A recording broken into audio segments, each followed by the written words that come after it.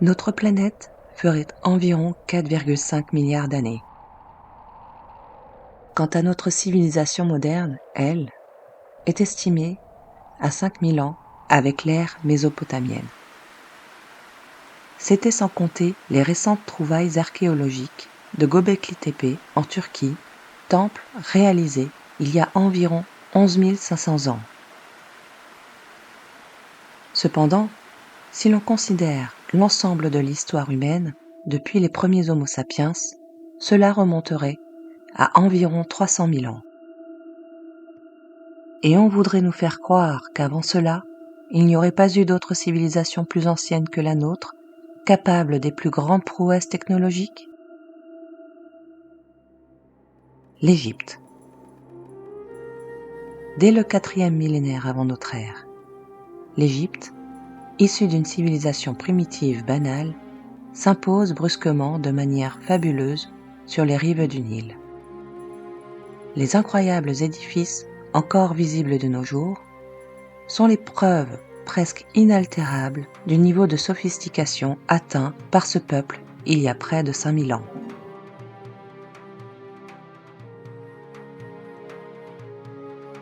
Si les arts, les sciences, l'organisation sociale, les techniques agricoles et la gestion des crues du Nil ont permis à l'Égypte de développer l'une des civilisations les plus florissantes de son époque, le tout fut sans doute facilité par la mise en place d'un système d'écriture, d'alphabet, de hiéroglyphes. Parcourant les temples et leurs écritures sur les murs, ces symboles s'imposent à nous tel un code, un déchiffrage composé d'images expressives et d'objets, de choses de la vie quotidienne et de divinités.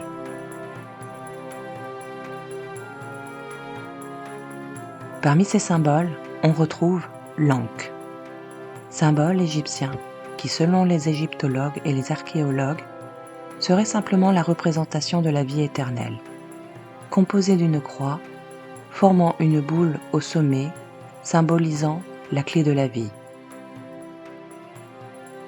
La croix égyptienne est omniprésente sur 8000 km² et 5000 ans d'histoire. Alors, pourquoi nos chercheurs n'y consacrent que quelques lignes ? Selon les égyptologues, elle est l'instrument par lequel les dieux donnent la vie. Parfois pendante, parfois braquée, souvent dirigée par la narine de Pharaon, elle semble effectivement lui insuffler la vie. Mais en réalité, cela pourrait être l'ensemble nez-bouche qui est visé. Omniprésente chez les divinités, elle n'est portée que par les pharaons et que très rarement par la reine. Mais lorsque l'on y regarde de plus près, elle est souvent associée à d'autres symboles plutôt mystérieux. Ceux qui portent le bâton appelé ouas se présentent toujours au niveau de la bouche et non utilisés comme une canne ou pour attraper les serpents, comme il nous l'est souvent expliqué par les experts.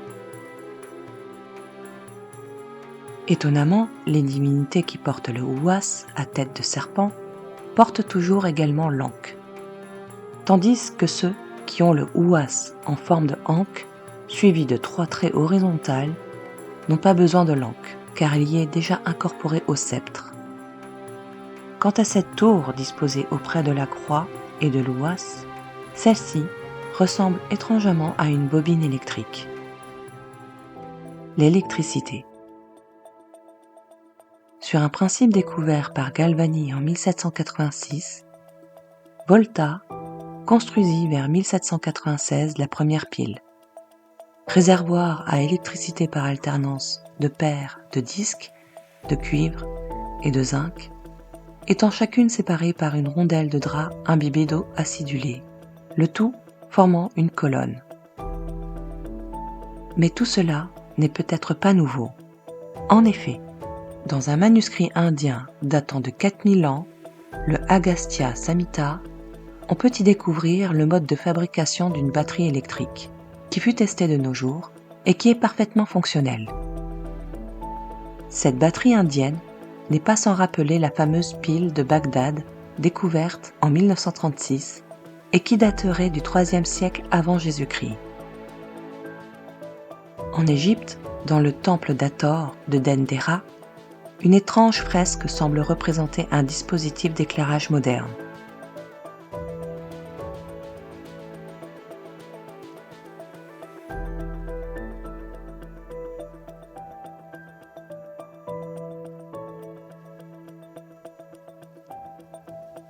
Les pyramides étaient ornées en leur pointe de plaques d'or, ce qui pourrait nous laisser penser que l'électricité pouvait alimenter celle-ci. La connaissance de l'électricité est l'un des héritages ayant précédé la nôtre. Afin de découvrir son utilité, l'Ankh fut soumis à une expérimentation appelée l'effet Lichtenberg.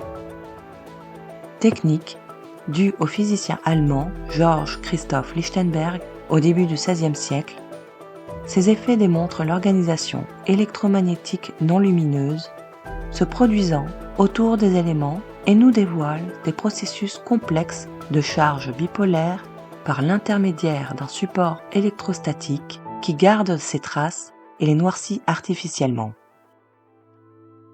Appliqué à l'Ankh, le résultat est assez spectaculaire. On remarque cette poussée vers le bas, donnant l'impression d'un passage. C'est en méditant sur ces fluctuations que l'esprit de Guy Gruet, ancien chef auto chez IBM Europe, fut traversé par une idée étonnante. Et si l'Ankh était une diode? La diode. Une diode a pour but de ne laisser passer le courant que dans un sens. Elle peut aussi faire partie des redresseurs dont le rôle est de transformer le courant alternatif en courant à un seul sens que l'on appellera unidirectionnel.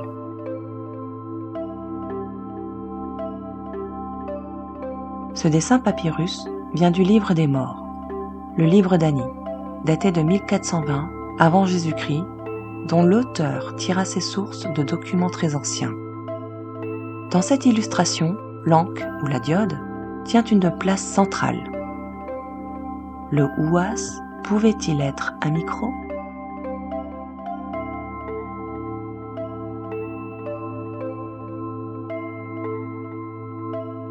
Et le bout de ce sceptre pouvait-il avoir une autre fonction? Et si c'était en réalité un diapason?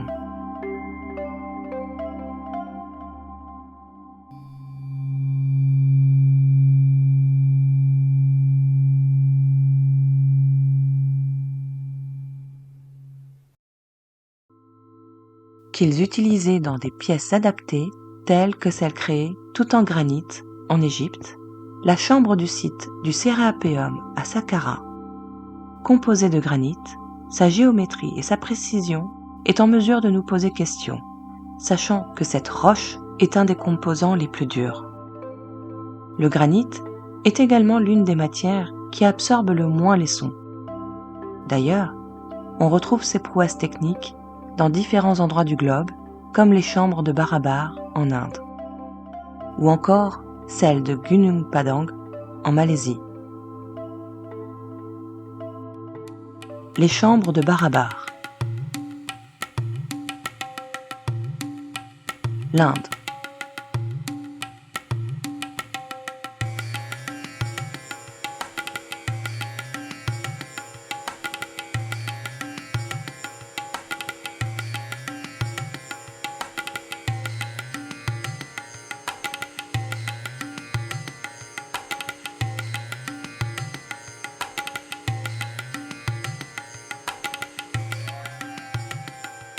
Les grottes de Barabar, parfois aussi nommées grottes de Kalatika, du nom de la colline à l'époque d'Ashoka, sont les plus anciennes grottes artificielles de l'Inde.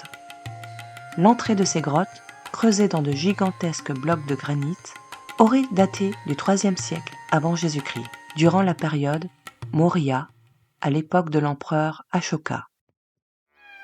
Mais après des découvertes très récentes, celle-ci remonterait encore bien plus loin dans le temps. Ces chambres artificielles, construites avant Jésus-Christ, ne sont pas réalisables de nos jours par notre civilisation. Ces chambres sont tellement polies qu'elles paraissent presque métalliques aux caméras. Cette roche de granit a été placée sous un scanner et les formes géométriques que l'on découvre sont stupéfiantes. Comment des hommes censés travailler avec des outils rudimentaires auraient-ils pu produire de telles perfections? Un polissage plus précis que nos plaques de granit industrielles. Lorsque l'on se place à l'intérieur, il nous est impossible de discuter à plusieurs car la résonance est tellement puissante que l'on ne s'entend pas.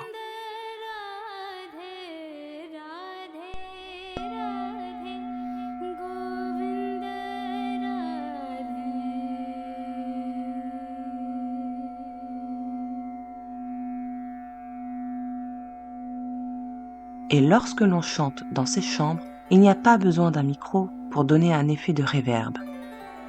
Toutes ces chambres, bien qu'ayant des dimensions et des formes différentes, affichent toutes la même fréquence, 34,4 Hz. Leurs entrées ne ressemblent pas au style indien, mais nous rappellent plutôt celles trouvées en Égypte, comme à Saqqara. Les chambres de Gunung Padang. L'Indonésie.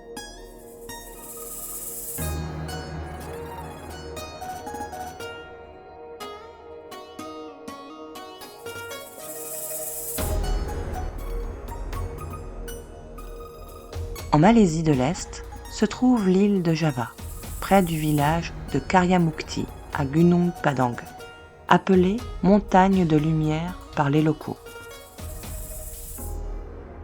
Ce qui pourrait nous paraître de prime abord qu'une simple colline, se trouve être en réalité une sorte de pyramide. Et selon des recherches très récentes, il s'avère que non seulement les premières structures dateraient de plus de 20 000 ans, mais en plus, celles-ci renfermeraient au sein de ces murs différentes chambres. Il y a peu, nos archéologues estimaient qu'en cette période, il n'y avait que des chasseurs-cueilleurs, des humains bien trop primitifs. Pourtant, si l'on observe notre propre civilisation, plusieurs peuples cohabitent, mélangeant tribus et vie moderne. Ne pouvait-il pas en être de même pour les civilisations qui nous ont précédés? Les sons et les fréquences. Depuis le début de la vie, la Terre a entouré et protégé tout le vivant avec une pulsation de fréquence naturelle de 7,83 Hz, connue sous le nom de résonance de Schumann ou de battement du cœur de la Terre. Les anciens Indiens connaissaient bien cette fréquence, car devinez quoi? Elle est la fréquence exacte du mantra Om. Si vous connaissez la puissance de la loi de la vibration, vous savez certainement que certaines fréquences peuvent être utilisées pour manipuler la réalité.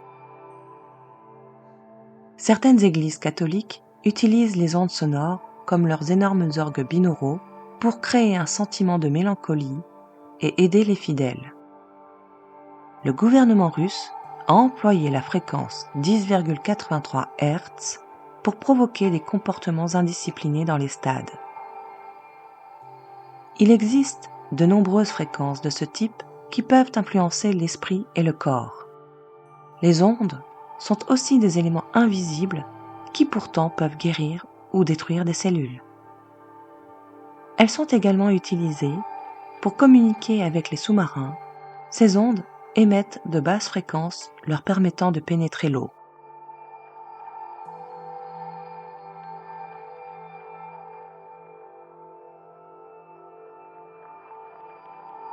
Ces basses fréquences déstabilisent la faune sous-marine, comme les dauphins, les orques et les baleines, se servant de leur radar pour se repérer. Ces fréquences ne perturbent pas uniquement ces espèces, mais bien d'autres, comme l'éléphant, qui possède dans ses pattes des radars pour repérer les points d'eau et pouvoir s'abreuver. Très peu de scientifiques sont conscients de leur importance en tant que diapason de la vie. Le docteur Anker Müller, un physicien qui a rapidement fait le lien entre la résonance de Schumann et le rythme alpha des ondes cérébrales. Lorsque les recherches de Müller ont été publiées dans la revue Technische Physik, il a été intrigué par l'idée que la Terre avait la même résonance inhérente que le cerveau. Cette résonance s'applique également aux mammifères. Lorsqu'on émet certaines fréquences avec du sable, nous pouvons distinguer certaines formes.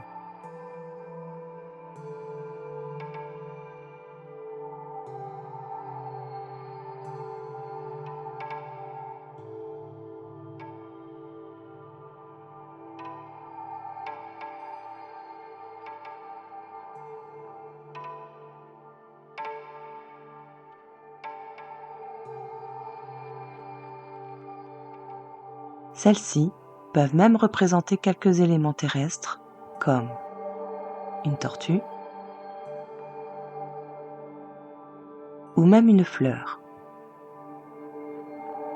Mais arrêtons-nous sur ce symbole quelques instants. Cela ne vous évoque rien ? Les murs mésopotamiens sont couverts de ce dessin. Serait-ce une fréquence ?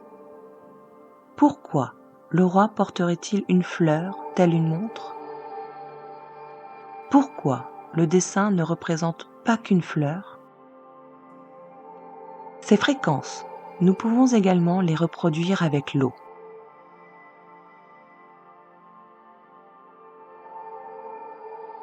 Encore une fois, nous pouvons observer des rituels mésopotamiens qui laissent penser qu'ils utilisaient l'eau ainsi que du sable.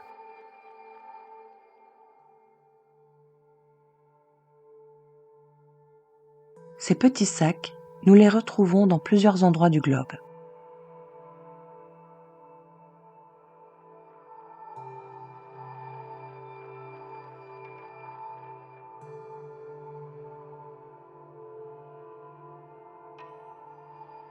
Les diapasons possèdent des tailles différentes. Plus le diapason est grand, plus la fréquence est faible. Et à l'inverse, plus on monte en fréquence, plus le diapason est petit.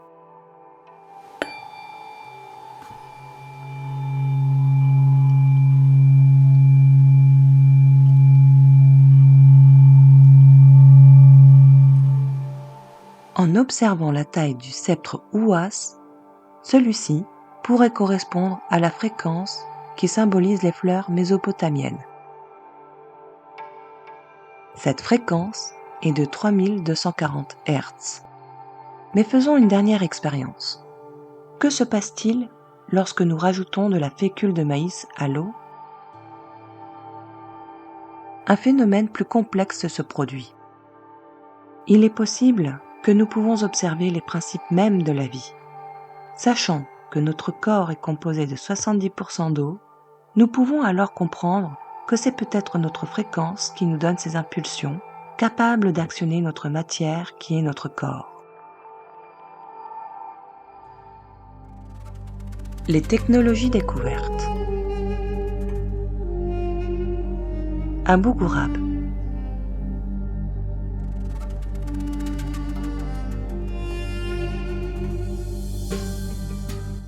Sur ce site, âgé d'environ 4500 ans, nous pouvons contempler ces cuves d'albâtre. Celles-ci nous laissent entrevoir encore qu'une technologie moderne était utilisée. Comment explique-t-on ces trous parfaitement sphériques, comme si la roche avait été coulée ? Et ces sillons laissant penser à un système de rouage. Le disque de Sabu, exposé au musée du Caire. Ce disque de schiste vert, d'environ 60 cm de diamètre, aurait été découvert en 1937 dans la tombe d'un prince ayant vécu il y a plus de 5000 ans. C'est dire la valeur qu'il avait à ses yeux pour se faire enterrer avec. Mais 80 ans après sa découverte, on ne peut toujours pas expliquer à quoi pouvait-il bien servir. Les spécialistes, eux, nous disent qu'il aurait servi comme vase. Sommes-nous si naïfs ? Car lorsque l'on regarde, nous pouvons observer son noyau central qui nous laisse imaginer qu'il pouvait tourner, ressemblant presque à une hélice. En revanche, l'objet qui suit ne fait aucun doute sur l'origine de sa nature et incarne au moins 2000 ans plus tard le génie mécanique de l'esprit humain. Dans les années 50, un physicien découvre cet objet dans une épave coulée 20 siècles plus tôt. Ce n'est que 20 ans après, grâce à notre technologie, que nous pouvons découvrir ce qu'il s'y cache. Cet objet a plus de 2000 ans, retrouvé sur un navire qui a fait naufrage en allant vers Rome 60 ans avant Jésus-Christ. L'anticythère. Exposé au musée d'Athènes, ce mécanisme permet de représenter le ciel à un moment donné ou pour déterminer une date à partir d'une configuration particulière du ciel. Il règle tous les mouvements des planètes visibles, du Soleil à la Lune, et en un seul mouvement de manivelle, on le fait tourner.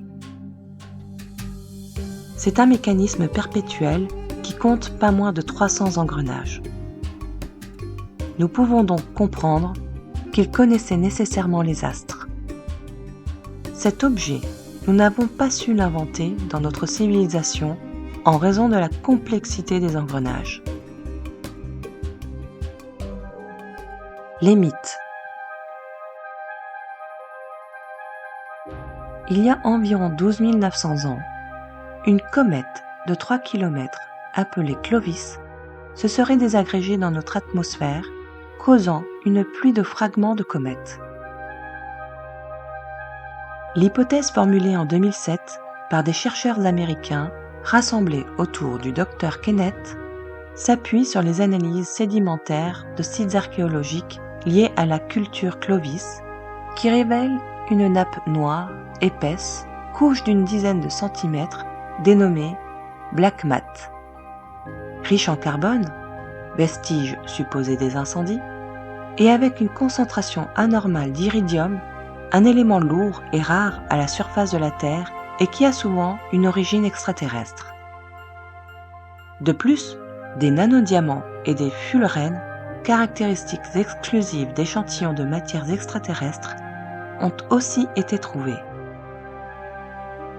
S'appuyant sur un grand nombre de datations au carbone 14 pour déterminer le début de ce que l'on appelle le Dryas récent. Nom donné qui représente l'ultime oscillation froide de la dernière période glaciaire et précède la période chaude actuelle. Mais cette thèse est controversée. Certains pensent que ce cataclysme est dû à une éruption solaire si intense qu'elle a produit ces feux. Et si ce n'était ni l'un ni l'autre?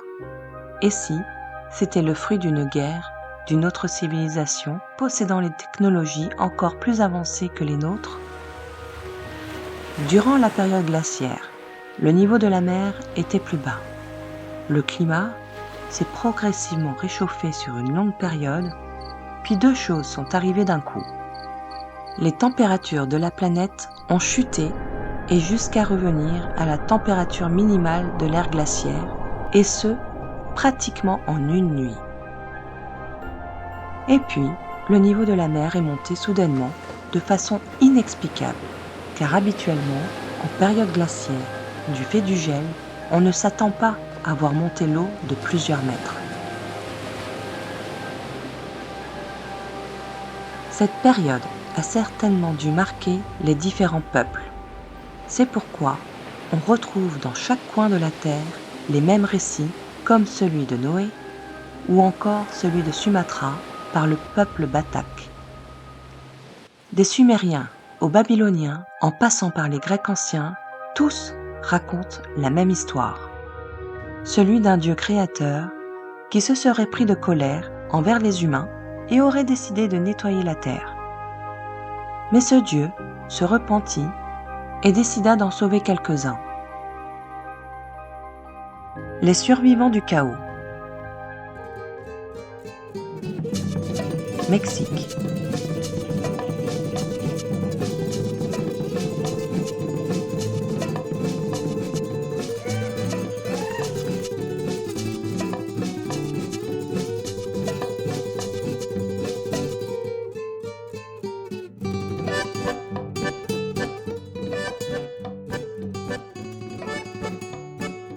La pyramide de Cholula. D'après le mythe de Cholula, cette pyramide aurait été construite par des géants. Jusqu'à ce que leur dieu, Tlaloc, dieu de la pluie, pris de colère, déclenche une grande inondation.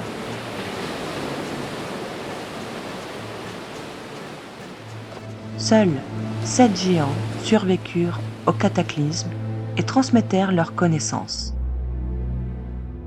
Dans la mythologie de la Grèce ancienne, c'est le titan Prométhée qui, après une grosse inondation, partage avec les humains le secret du feu.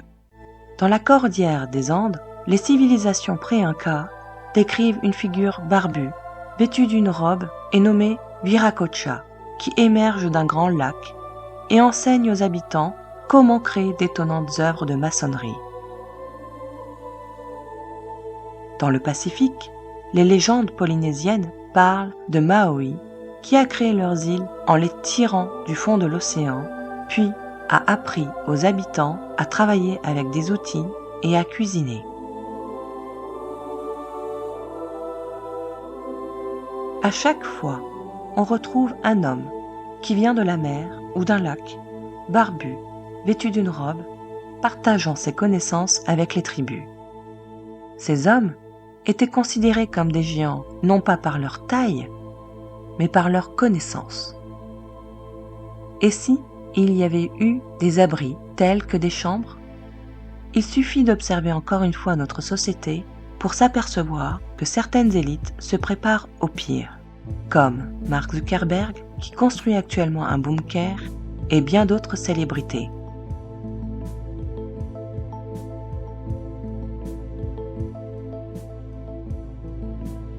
Alors, réfléchissez. On retrouve les sceptres dans différentes cultures.